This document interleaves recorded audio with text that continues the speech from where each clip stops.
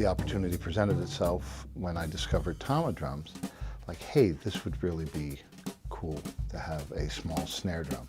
Tama's approach was similar to the philosophy that they had with Star drums.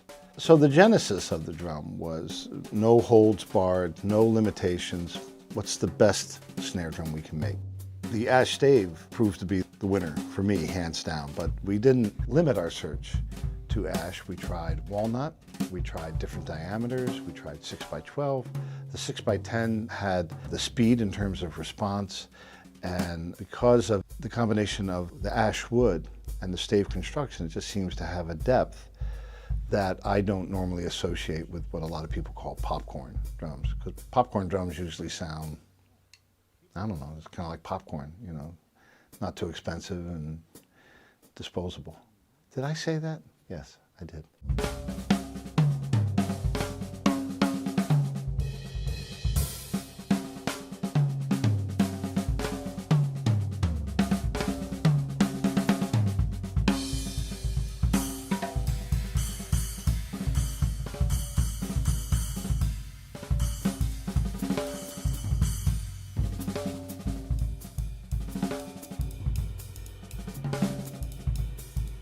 If you recognize and value the quality of the Star system, then the mezzo snare will fit perfectly into that. It's super responsive. It's got the bite that you want from a small snare drum, but it has a level of warmth and depth to it that surprised me. So I was immediately like, wow. Once I played this prototype, I was like, let's not change anything.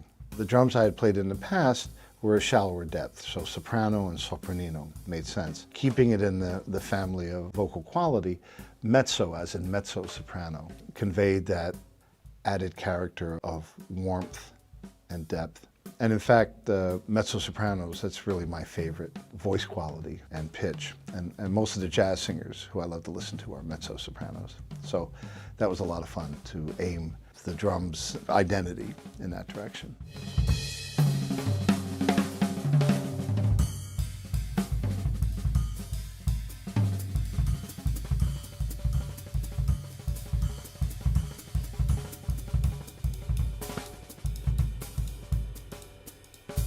Because it's a snare drum, you have snares on and snares off. So with snares off, it sounds like a small tom-tom, highly pitched or highly tuned tom-tom or timbali. It can sound like any number of drums. It's great for Brazilian music.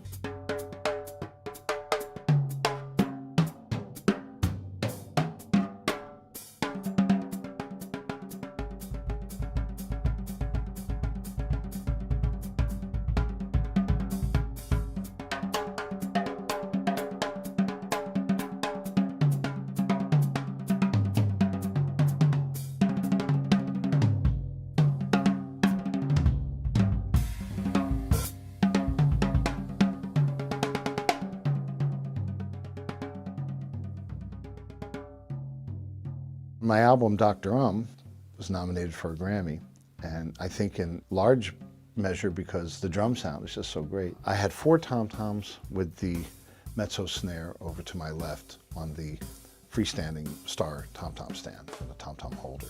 It's kind of like a spice a lot of times. So, you know, the bass drum you're using most of the time, the snare drum you're using most of the time.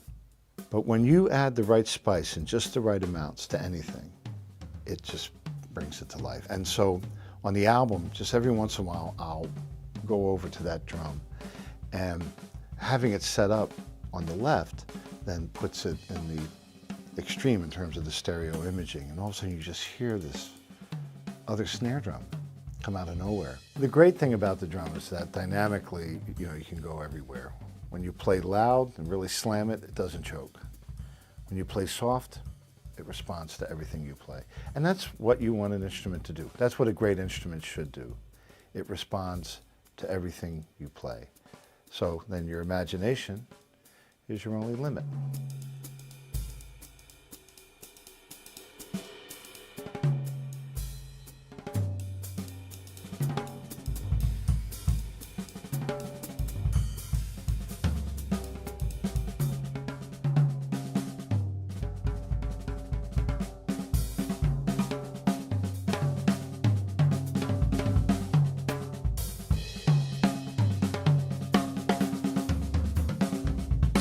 When I saw the drum on display at the most recent NAMM show, I was so excited and I walked up to it, and when I saw the price tag, I almost fainted. It's an expensive drum, but when I stopped to think about it and thought about, all the star features and qualities that are built into the drum that make up the drum, kind of from the ground up. The Tama philosophy or orientation with this instrument was just to build the finest small snare drum that's ever been made. The signature mezzo snare, it's really the pinnacle for a small add-on snare.